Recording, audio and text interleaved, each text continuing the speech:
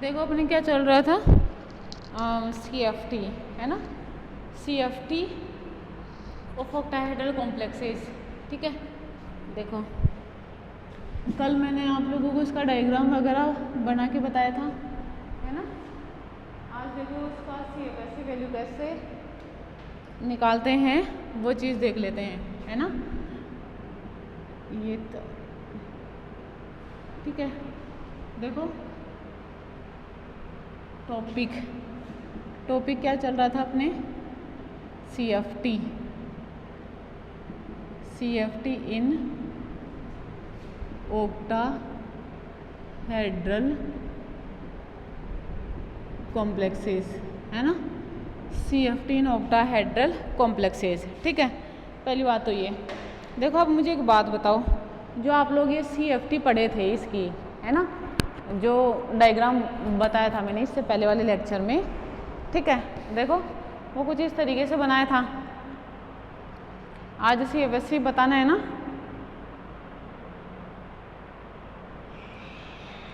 देखो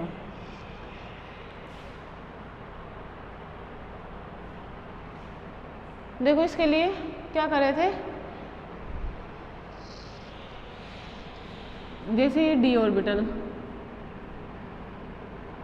है ना, 5 d ऑर्बिटल है, ये एनर्जी एब्जॉर्ब करे, लिगेंड जैसे आए और एक्साइट हो गए 5।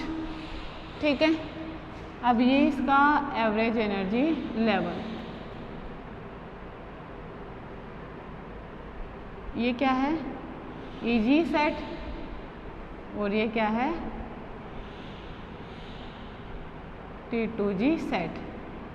ये एनर्जी गैप कितना बताया था, del0 या 10 dq, है ना। ये कितना बताया था आप लोगों को, -0.6 del0 या 6 dq, ये प्लस 0.4, सॉरी ये प्लस और ये माइनस, del0 या 4 dq। बात के लिए यही था ना, ये इनकी स्प्लिटिंग हुई थी ऑक्टाहेड्रल फील्ड में। ठीक है, अब देखो CFSE का सूत्र क्या लिखा था, -0.4 n T2G plus 0.6 n EG। किसका मान है ये, del0 का, प्लस MP। ये चीज़ मैंने आप लोगों को बताई थी, समझ रहे हो आप लोग मेरी बात है। ठीक है, अब देखो ये क्या है और ये क्या है। ठीक है, पहले तो वो, ठीक, और ये क्या है, ये क्या है, फिर वो, ये क्या है 5d generate d orbital,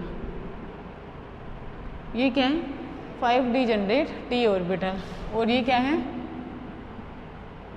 excited d generate d orbital, है ना।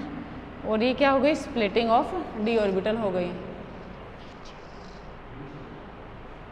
ठीक है, देखो अब n T2G और n EG, ये क्या है number of electron in T2G orbital, number of electron in EG orbital, splitting energy, pair, number of pair of electrons, और P is the pairing energy. Pairing energy का मान देखो यहाँ पे नहीं रखा जाता है ना। पेयरिंग एनर्जी का मान यहाँ पे नहीं रखोगे, कहने का मतलब है ऐसा नहीं कहते ना अपन 300 किलो कैलोरी पर मोल होता है, 200 होता है, ये नहीं रखेंगे अपन। क्या रखेंगे, सिर्फ P रखेंगे, P का मान रखेंगे। अब देखो अपन T2G और EG में, है ना, T2G और EG में इलेक्ट्रॉन फुलफिल करे, भरे इनमें, समझ रहे हो आप लोग मेरी बात है। तो क्या करें, पहले तो अपने को इनमें इलेक्ट्रॉन पता होना चाहिए, ठीक, फिर वो इलेक्ट्रॉन इसमें जाएंगे। क्लियर ये वाली चीज़ भी, ठीक है। अब देखो कंडीशन क्या होती है, ठीक है, देखो दो कंडीशन है। When हेड्रल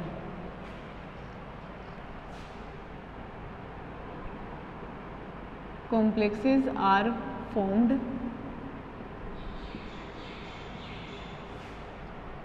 here.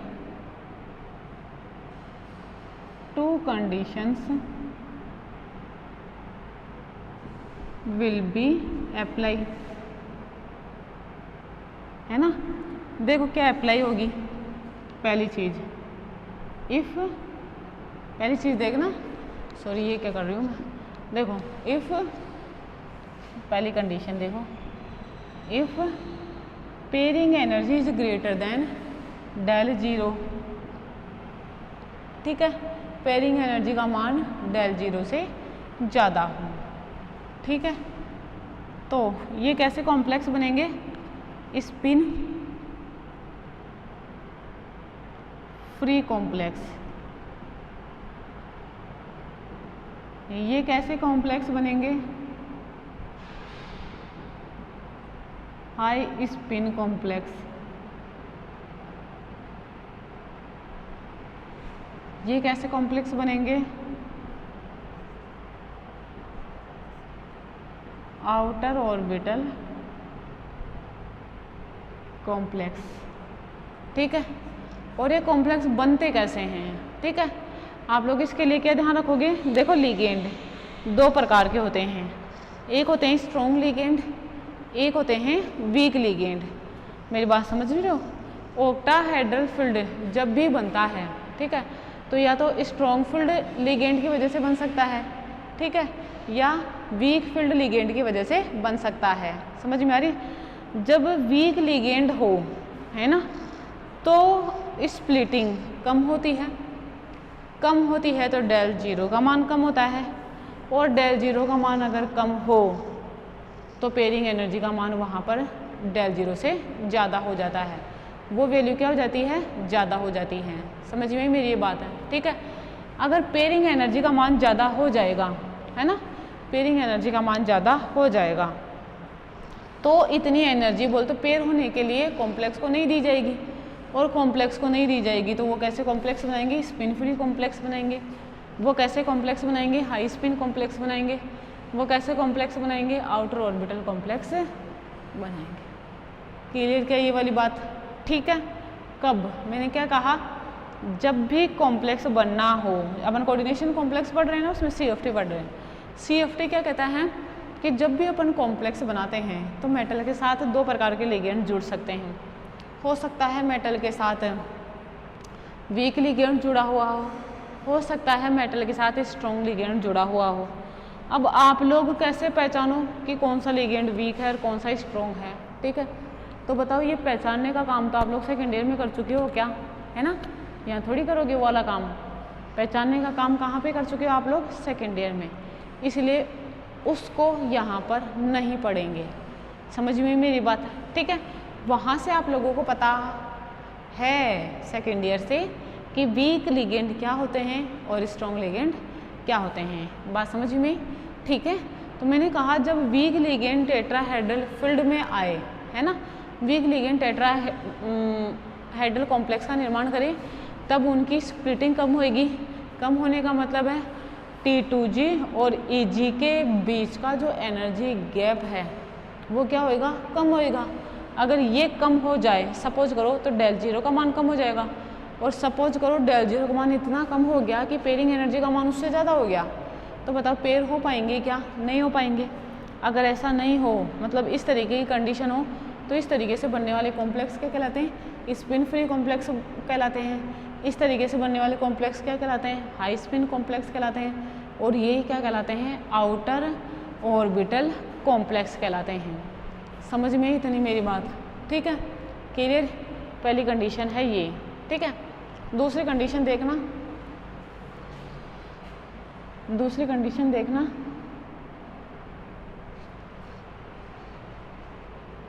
देखो, if pairing energy is less than del zero, है ना, ये कब होएगा, सुनो देखो, अगर ऐसा हो तो बनने वाला कॉम्प्लेक्स क्या कहलाएगा? Spin paired complex. ऐसा कॉम्प्लेक्स क्या कहलाएगा? लो स्पिन कॉम्प्लेक्स। ऐसा कॉम्प्लेक्स क्या कहलाएगा? Inner orbital complex.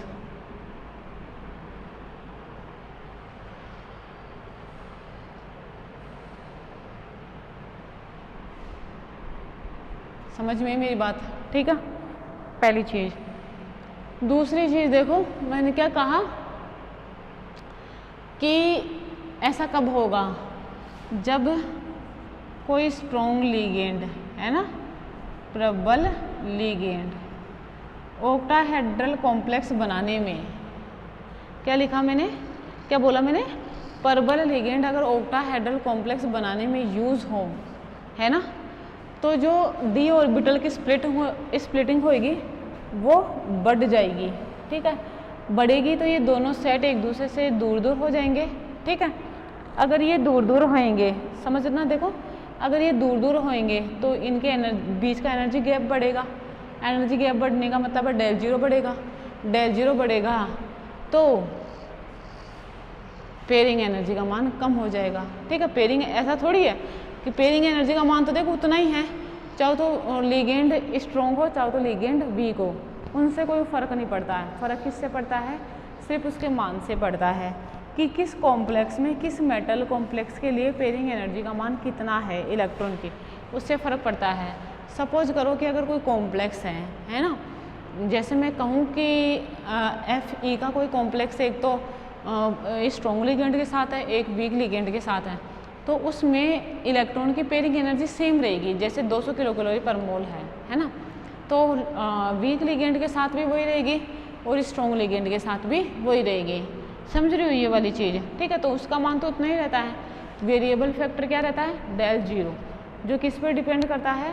अपन जो स्ट्रॉन्ग लिगेंड और वीक लिगेंड ले रहे हैं उस पर डिपेंड करता है।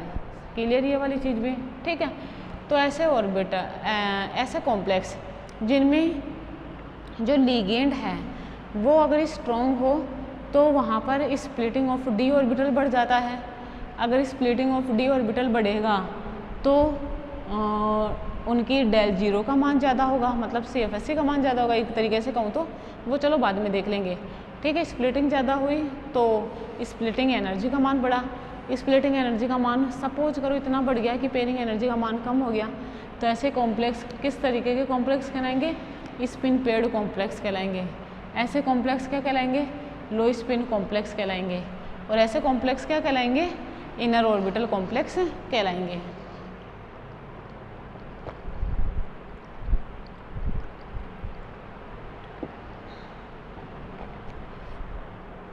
बताओ ये बात भी क्लियर क्या? ठीक है, मतलब CFT का जो फंडा था इनर ऑर्बिटल कॉम्प्लेक्स का, आउटर ऑर्बिटल कॉम्प्लेक्स का, मतलब जो VBT की लिमिटेशन थी उसकी एक्सप्लेनेशन इसने दी, है ना, और किसके आधार पे दी? पेयरिंग एनर्जी के आधार पे दी, जो एकदम सही थी। जब तक ये था, है ना, सुनना, जब तक ये था तब तक ये वाली एक्सप्लेनेशन सही थी। या मैं कहूँ जब तक MOT नहीं आया था तब तक ये एक्सप्लेनेशन सही थी। ठीक है ना, तो यहाँ से देखो मैं इसको मिटा रही हूँ, मैं ये चीज़ भी मिटा रही हूँ क्योंकि उसको रखूँगी ना, उसको रखूँगी क्योंकि CFSE निकालनी है ना। अब देखो, मतलब ऑक्टाहेड्रल कॉम्प्लेक्स दो प्रकार के हो गए, है ना। ऑक्टाहेड्रल कॉम्प्लेक्स कितने प्रकार के हो गए? नॉर्मली दो प्रकार के हो गए। कौन सी? एक तो जिनमें पेयरिंग एनर्जी का मान डेल जीरो से ज़्यादा है, ठीक है। एक वो जिनमें पेयरिंग एनर्जी का मान डेल जीरो से कम है, लो spin complex, high spin complex. मतलब ऑक्टाहेड्रल कॉम्प्लेक्स दो प्रकार के कॉम्प्लेक्स बनाएंगे, एक लो स्पिन कॉम्प्लेक्स बनेगा तो एक हाई स्पिन कॉम्प्लेक्स बनेगा। समझ में आ रही? लो स्पिन कॉम्प्लेक्स कब बनेगा? जब लिगेंड वीक हो। ठीक है, हाई स्पिन कॉम्प्लेक्स कब बनेगा? जब लिगेंड स्ट्रॉन्ग हो। मेरी बात समझ में आई क्या? ठीक है, जब लिगेंड स्ट्रॉन्ग होगा तो लो स्पिन कॉम्प्लेक्स बनेगा, जब लिगेंड वीक होगा तो हाई स्पिन कॉम्प्लेक्स बनेगा। क्लियर ये चीज़? ठीक है, तो अपन पहले CFS निकाल लेते हैं हाई स्पिन कॉम्प्लेक्स के लिए। इसका मतलब क्या है? ठीक है, जैसे अब इलेक्ट्रॉन जो होंगे d ऑर्बिटल में क्या होगा? D1, D2, D3, D4, D5, D6, D7, D8, D9 और D10। ठीक, ये वाला क्या होगा? इलेक्ट्रॉन होंगे इनमें। कैसे बढ़ते हैं? हाई स्पिन के लिए देखते हैं अपन ना, पहले ये पढ़ रहे हैं। इसके लिए CFS का मान निकालेंगे। देखो अरेंजमेंट कैसे होएगा? यहाँ पे अरेंजमेंट होएगा 1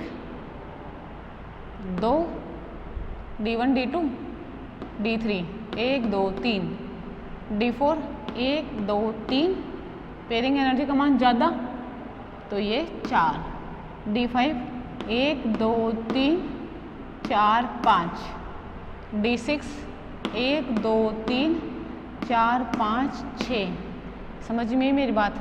D7 1 2 3 4 5 6 7, D8 1 2 3 4 5 6 7 8। क्लियर ये वाली बात भी? ठीक है, D9 देखो 1 2 3 4 5 6 7 8 9। ठीक है, क्लियर? D10 के लिए 1 2 3 4 5 6 7 8 9 और ये 10। ठीक है, इस तरीके से लिखेंगे। क्लियर ये क्या बात? ठीक है, अब देखो जैसे मैं लिखूं D1 है ना, सॉरी D1,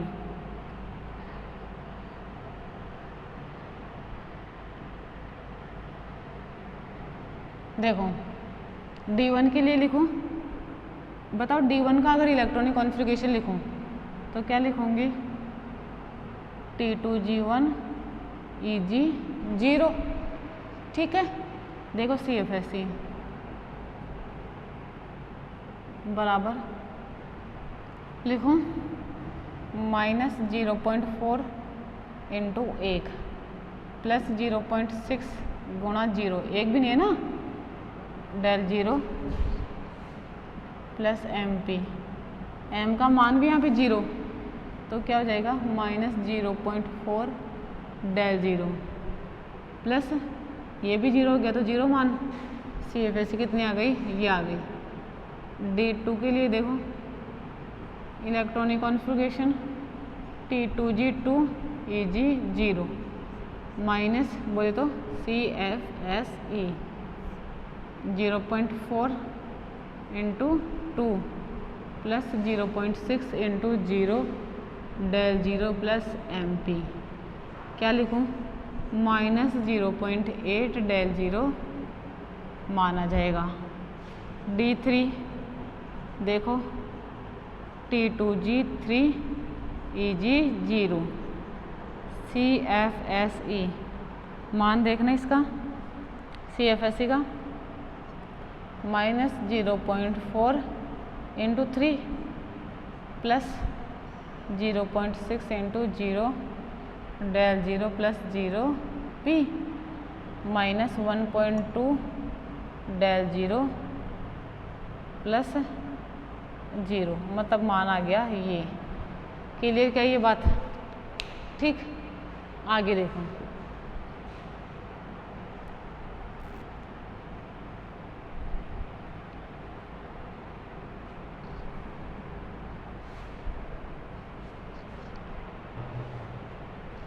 आगे देखना D4 T2G3 Eg1। ठीक है, CFSE देखना -0.4 into 3 plus 0.6 into 1 del 0 plus 0 P, ठीक है। -1.2 प्लस 0.6 डेल 0 बराबर -1.8 डेल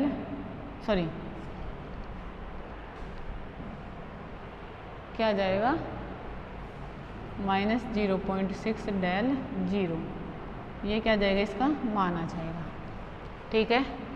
ऐसे ही मैं करूँ, देखना T2G 3 EG2 CFSC -0.4 del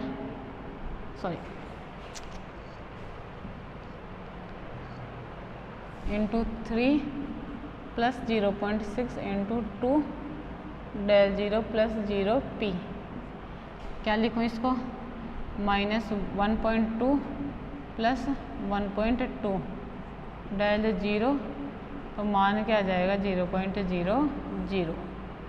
clear, क्या D5 की क्या हो गई 0, समझ में ही बात। नेक्स्ट देखो,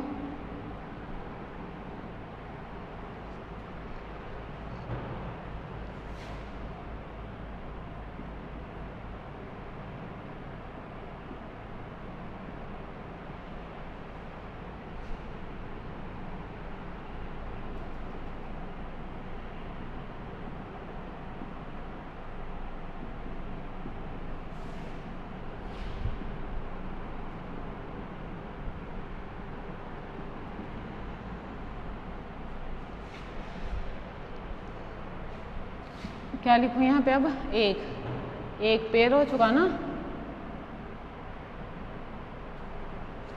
ठीक है। ऐसे भी बना लेना इनके साथ साथ,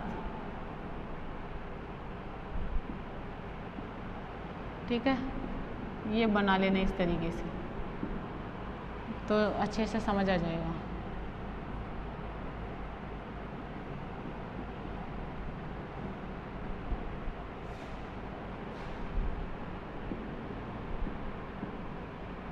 माइनस में डेल 0 आएगा प्लस पी, ठीक है। नेक्स्ट देखो D7 T2G 5 EG2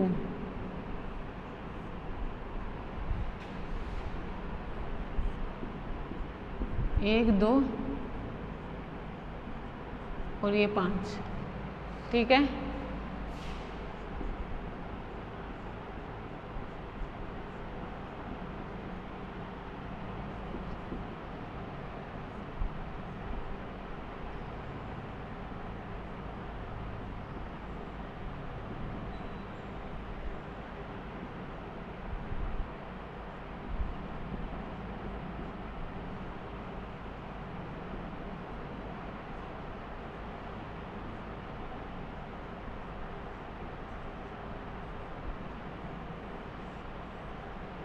मान क्या जाएगा -0.8 डेल 0, समझ में आप लोगों को बात, ठीक है, इस तरीके से।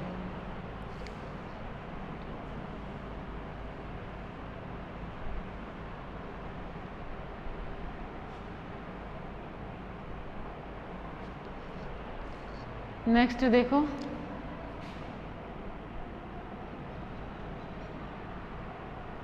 T2G क्या लिखूं 6 EG2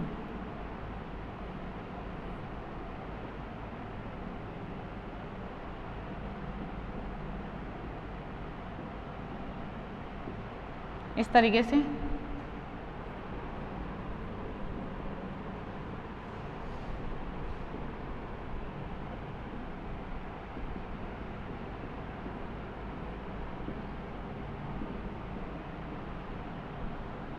ठीक है, नेक्स्ट देखो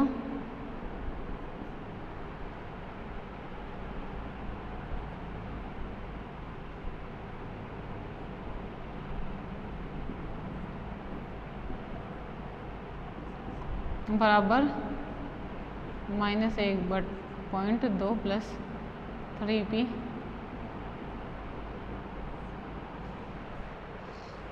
समझ में आई ये बात भी? ठीक है, नेक्स्ट देखो,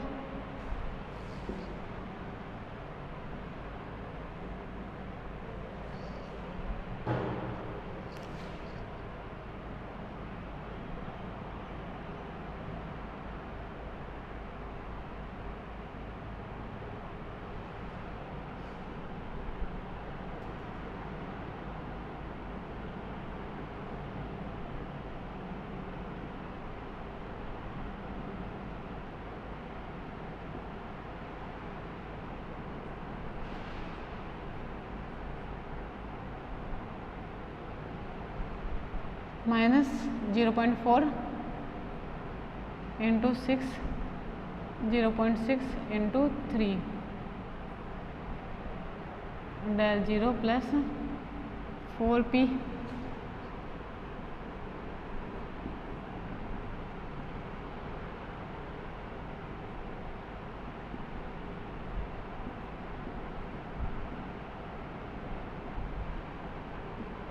करा।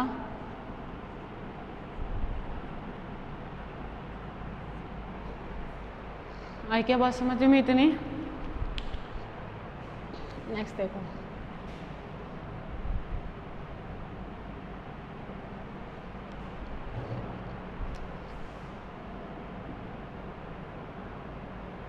D10 के लिए देखो,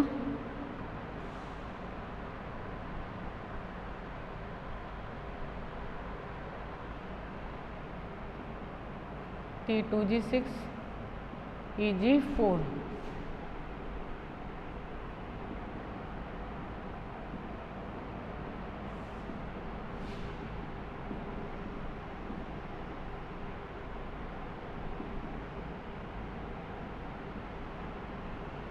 ठीक है।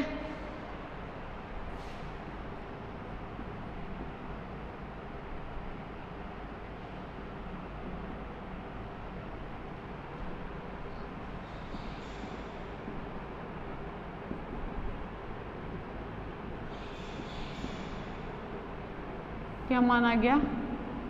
0। D10 के लिए हाई स्पिन के लिए क्या मान आया? 0। तो इस तरीके से क्या लिखते हैं अपन, इसकी CFSE निकालते हैं। क्लियर ये वाली बात? किसके लिए निकाली ये? हाई स्पिन कॉम्प्लेक्स के लिए, ठीक है। अब देखो लो स्पिन की बात करते हैं हम, ठीक है। लो स्पिन की बात करते हैं तो लो स्पिन में देखो क्या होता है कि जो कॉम्प्लेक्स है ना, उसमें पेयरिंग एनर्जी का मान कम होता है और del 0 का मान ज़्यादा होता है, तो आसानी से एनर्जी मिल जाती है, ठीक है। ये हाई स्पिन तो कंप्लीट हो चुका है, थ्योरी आप लोग खुद लिखोगे, ठीक है। नेक्स्ट देखो, इसके लिए D1 1, D2 1 2, D3 1 2 3 है ना, D4 1 2 3 4, ठीक है। D5 1 2 3 4 5, D6 1 2 3 4 5 6, D7 1 2 3 4 5 6 7, D8 1 2 3 4 5 6 7 8, D9 1 2 3 4 5 6 7 8 9, D10 1 2 3 4 5 6 7 8 9 10। इसी तरीके से आप इलेक्ट्रॉनिक कॉन्फ़िगरेशन भरोगे। आई क्या बात समझ में? ठीक है, क्लियर ये वाली चीज़ भी समझे क्या? ठीक है। अब देखो CFSE निकाल लेते हैं। फॉर्मूला तो यही होता है इसका भी, देखो D1 कैसे लिखे, T2G1 EG0, बॉक्स डायग्राम बनाया, ये एक इलेक्ट्रॉन, देखो उनमें भी लिखना है जिनमें मैंने छोड़ा था, है ना आप लोगों को। CFSE देखना, -0.4 × 1 + 0.6 × 0 del 0 + 0p।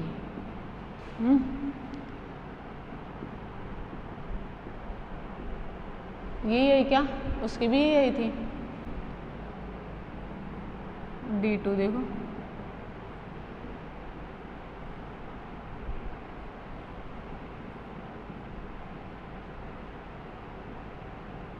एक दो,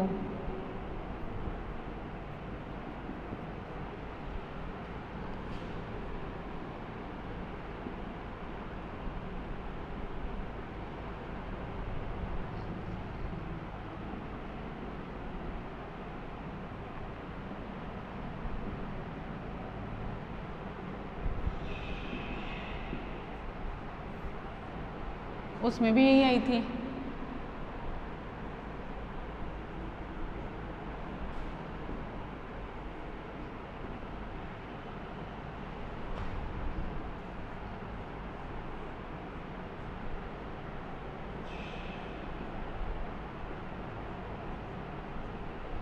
ठीक है,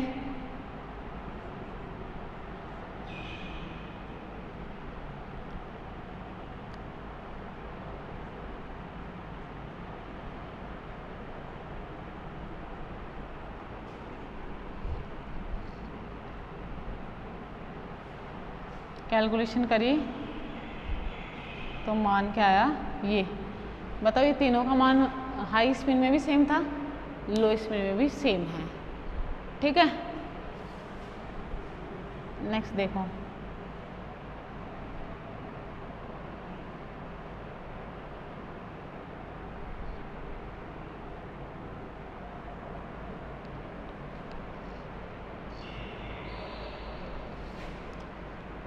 नेक्स्ट देखो,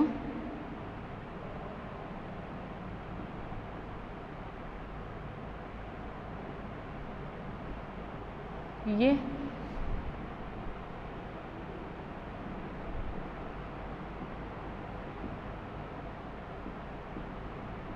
इस तरीके से लिखूंगी। देखो CFSE कैसे लिखूं,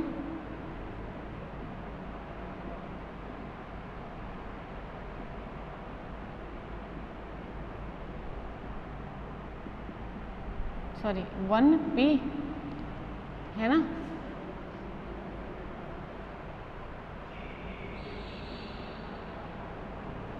बताओ ये मान आ गया क्या। ठीक है, D5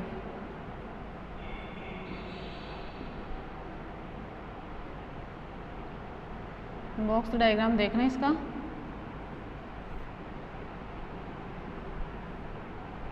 जे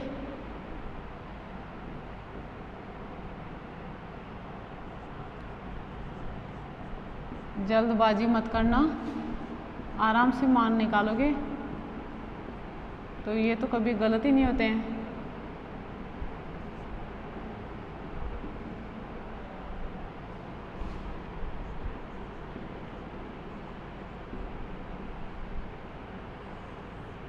बताओ ये वाला मान आ गया क्या। ठीक है, D4 के लिए भी उसका मान अलग है, इसका मान अलग है। D5 के लिए भी उसका मान बोलते हाई स्पिन और लो स्पिन के लिए अलग अलग हैं। क्लियर ये चीज़। नेक्स्ट देखो,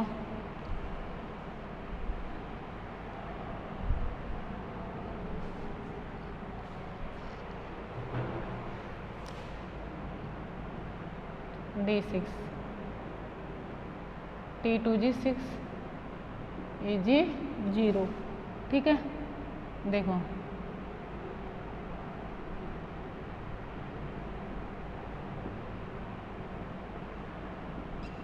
इस तरीके से बनाओ।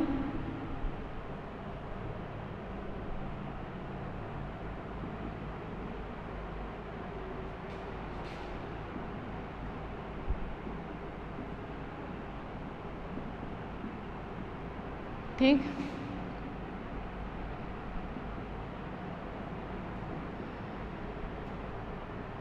थ्री पी है ना, ये आएगा। क्लियर। D7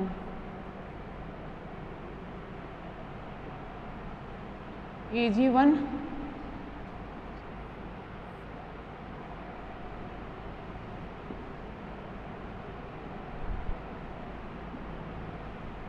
ये लिखूं,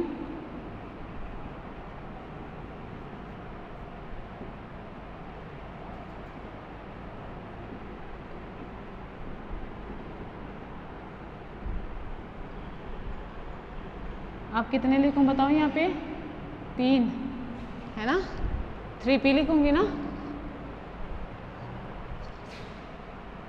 ये क्या लिखूं इधर? 3p, ठीक है।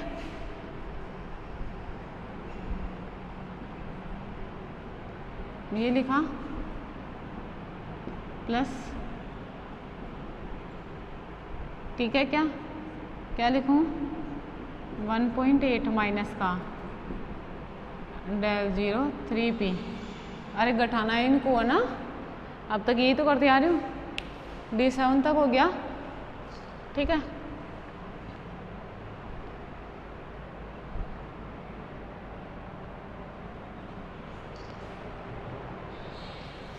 नेक्स्ट देखो D8, T2G 6 EG2, देखो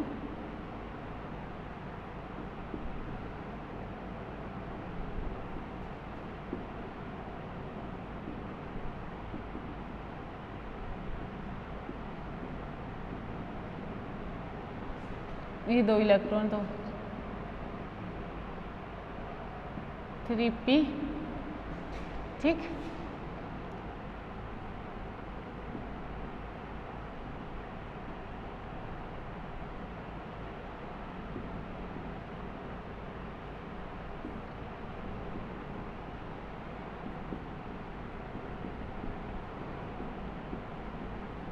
बताओ ये मान आ जाएगा क्या?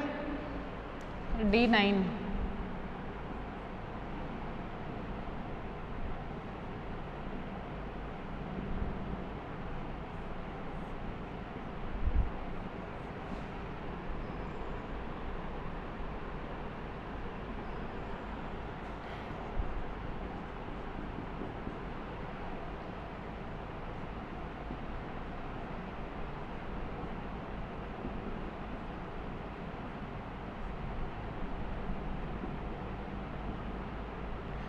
p, ठीक है।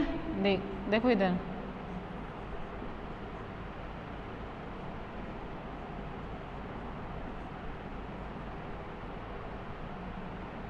ये, अब देखो कितना बचा, माइनस का 0.6 del 0 प्लस 4p। थोड़ा सा ये ध्यान रखना, सिली मिस्टेक्स हो जाती हैं, है ना। बाकी ऐसा कुछ नहीं है, बहुत आसान है, आसान है ना। नेक्स्ट देखो D10 के लिए लास्ट,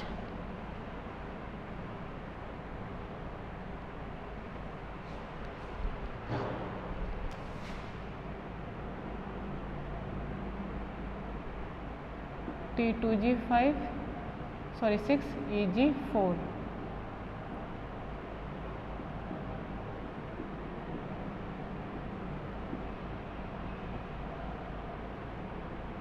सेव ऐसे देखो,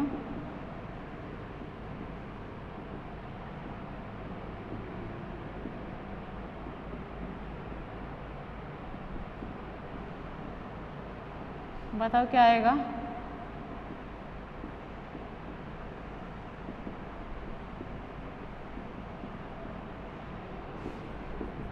बराबर 0। आई क्या बात समझ में? ठीक है। अब आप लोगों का जो HW है वो तो देखो आप लोगों को पता है ही। साथ में एक और काम क्या करोगे, इनमें से आप लोगों को ये देखना है हाईएस्ट मान किसका आता है, लोवेस्ट मान किसका आता है, हाई स्पिन में भी और लो स्पिन में भी। ठीक है, थैंक यू सो मच। ये आप लोगों के ऑक्टाहेड्रल की SCFT कंप्लीट हो चुकी है। क्लियर?